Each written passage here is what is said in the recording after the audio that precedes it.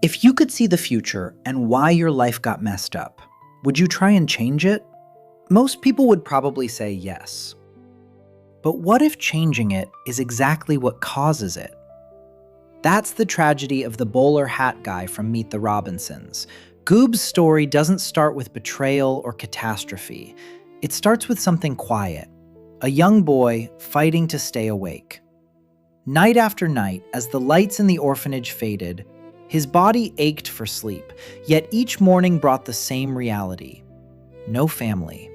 No one choosing him. No one showing up. Then, for the first time, something shifted. Baseball. A team. A place where he might finally belong. For someone starved for connection, it wasn't just a game. It was proof he could matter somewhere. But while his teammates slept soundly, Goob stayed awake, disturbed by Lewis's malfunctioning inventions. Explosions, noise, disruptions. Small things easily overlooked. But not for a boy already weighed down by loneliness no one acknowledged.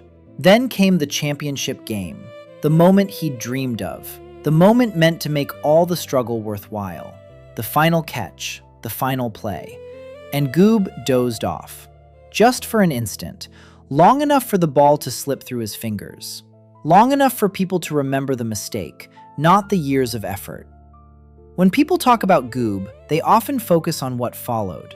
The bitterness, the anger, the desire for revenge. But the grief started long before that, because what he lost wasn't just a game. He lost a future he'd imagined in secret, one where he was accepted, chosen, seen. And when that future vanished, no one helped him grieve it, so he carried the loss alone. Over time, a quiet belief took root. If my pain has a source, then my life still makes sense. And Lewis became that source. Not because Lewis truly destroyed his life, but because grief is harder when there's no one to blame. Blame is simpler than sorrow. Anger feels safer than disappointment. Resentment gives form to pain that might otherwise feel too vast to bear. Years passed, but in some ways, Goob never left that field. His body aged, but his wounds didn't heal.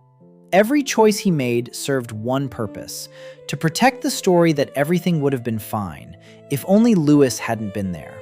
Because if Lewis wasn't to blame, then Goob would have to face something far more difficult: that bad things sometimes happen without a villain, that loneliness can't always be explained, that some losses come without the apology we feel we deserve. This is why he holds so tightly to revenge, not because it heals, but because it delays the healing. As long as he's chasing someone to blame, he doesn't have to confront what he truly lost. And this is where his story stops being just about him. Most people don't become villains, but many fall into the same pattern. You replay old conversations. You dwell on past failures. You search for the exact turning point. You tell yourself that if just one thing had gone differently, if one chance hadn't slipped away, if one painful day had never occurred, you'd finally feel complete. But grief rarely follows that logic. Sometimes healing begins when you stop bargaining with the past, when you stop letting old wounds dictate your entire future. By the end of Goob's journey, there's no true villain, just a lonely child who spent so much time mourning the life he didn't get, he forgot he still had one. And perhaps that's the most heartbreaking part. Not that he suffered, not that he failed, but that he mistook grief for fate, as if one painful moment should have the power to define every moment that followed. And maybe the quiet truth in his story is this: the future isn't taken from us by pain. It's lost when we decide that pain is all we're made of.